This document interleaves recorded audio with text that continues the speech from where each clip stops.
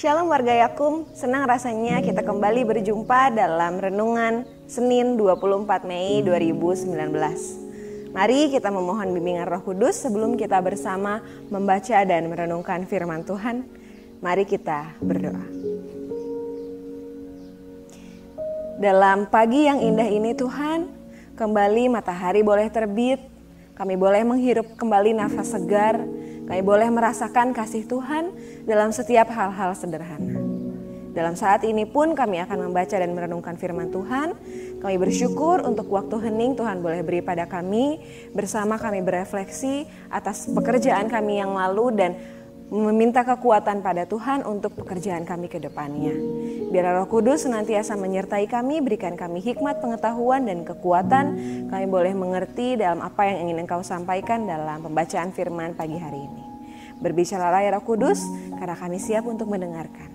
Dalam nama Tuhan Yesus, amin. Warga Yakum yang dikasihi Tuhan, tema kita pada pagi hari ini adalah sinergi dalam keberagaman, terambil dari 1 Korintus 12 ayat 4 sampai 6. 1 Korintus 12 ayat 4 sampai 6 berbunyi demikian. Ada rupa-rupa karunia, tetapi satu roh. Dan ada rupa-rupa pelayanan, tetapi satu Tuhan. Dan ada berbagai-bagai perbuatan ajaib, tetapi Allah adalah satu yang mengerjakan semuanya di semua orang. Warga Yakum yang terkasih dalam Tuhan, sinergi menurut KBBI adalah kegiatan atau sebuah operasi gabungan. Nah, ada salah satu kalimat mutiara dari Stephen Covey yang berkata bahwa sinergi adalah apa yang terjadi ketika 1 ditambah 1 bukan sama dengan 2, tetapi sama dengan 10 atau sama dengan 100, bahkan mungkin sama dengan 1000. Karena itu adalah hasil yang baik ketika 2 atau lebih manusia melewati prasangka mereka untuk menghadapi tantangan yang besar. Nah, surat Korintus ini dituliskan oleh Paulus pada jemaat di Korintus yang terkenal dengan perpecahan mereka. Berbagai golongan-golongan terjadi di Korintus. Saya yakin Bapak dan Ibu Saudara juga paham mengenai kondisi Korintus yang seringkali dikisahkan, yang seringkali digambarkan penuh dengan perpecahan. Sama halnya dengan bacaan kita pada hari ini. Hal karunia pun menjadi sumber perpecahan. Mengapa bisa demikian? Karena umat menyadari bahwa segala hal yang dapat mereka lakukan adalah karena kekuatan mereka sendiri. Kemampuan mereka untuk berkata-kata, berpengetahuan, mengadakan mujizat, karunia bernubuat, dapat mereka lakukan semua, bertujuan untuk memenuhi kepentingan mereka sendiri-sendiri. Dalam hal inilah, Paulus mengingatkan jemaat di Korintus bahwa segala hal yang dapat dikerjakan oleh pekerjaan tangan mereka adalah karena Allah.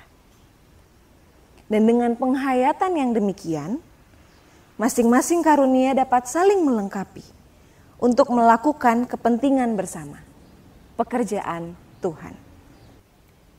Warga Yakum yang dikasihi Tuhan, Yakum sendiri sebenarnya sudah sangat familiar dengan istilah sinergi. Misalnya seperti di 2 unit tempat saya sempat berdinamika bersama, yaitu CD Bethesda dan Pusat Rehabilitasi Yakum. Fokus mereka berdua sama, yaitu untuk kesehatan masyarakat. Misalnya di CD Bethesda, bantuan tidak hanya diberikan berupa pemberian barang-barang, tetapi juga pemberdayaan. Bagaimana masyarakat dapat mandiri dibantu oleh CD Bethesda. Termasuk di dalamnya CD Bethesda menyediakan akupuntur dan akupressure, bahkan memproduksi jamu-jamu dan obat-obat tradisional. Sama halnya juga terjadi di Pusat Rehabilitasi Yakum. Tidak hanya pendampingan personal pada penyandang disabilitas, tetapi PRY juga memberikan pelayanan pembentukan kaki palsu, sepeda motor roda 3, hingga pada konsep-konsep dasar untuk penerimaan penyandang disabilitas mendapatkan fasilitas-fasilitas umum di masyarakat. Dua contoh ini adalah bentuk sinergi yang nyata di depan mata kita. Masing-masing bidang memiliki kemampuan dan kekurangannya sendiri. Tentu tempat membuat kaki palsu tidak bisa membuat konsep mengenai bantuan penyandang disabilitas untuk fasilitas umum. Demikian juga sebaliknya. Masing-masing kita memiliki kemampuan dalam bidang kita masing-masing. Sama halnya dengan kita. Tentu setiap kita memiliki kelebihan dan kekurangan. Ada yang mampu berpikir begitu tajam, ada yang mampu mengeksekusi begitu detail, ada yang mampu menyusun rencana ke depan dengan rinci, dan ada yang mampu membangun jejaring dengan pihak luar. Seperti quote Stephen Covey di atas, pekerjaan yang dilakukan oleh dua orang atau lebih kelompok yang mengerjakan satu tujuan, hasilnya akan luar biasa. Meskipun ada berbagai tantangan, baik itu prasangka pribadi maupun kepentingan-kepentingan pribadi kita seperti yang terjadi di Korintus, jangan sampai apa yang kita miliki saat ini kita hayati sebagai usaha karena kemampuan kita sendiri. Penghayatan akan setiap kemampuan milik Allah lah yang akan menyatukan kita. Penghayatan bahwa kemampuanmu berjejaring adalah karunia Tuhan. Kemampuanku memperhatikan kegiatan dengan detail adalah karunia Tuhan. Kemampuanmu memimpin adalah karunia Tuhan. Kemampuan saya mencapai segalanya adalah karunia Tuhan. Dalam satu penghayatan, kita bekerja menghadirkan kerajaan Allah, damai di bumi. Mari kita berdoa. Dalam kehidupan keseharian kami, Tuhan, kami tahu bahwa tidak semudah itu melakukan kebenaran Tuhan dalam berbagai pilihan yang Tuhan perhadapkan pada kami. Karena itu Tuhan, dalam melalui setiap pergumulan dan tantangan kami, dalam pekerjaan kami, dalam kehidupan sehari-hari kami, kiranya Roh Kudus yang senantiasa menyertai kami. Karena kami tahu setiap kami berdiri bukan karena kuat dan gagah kami.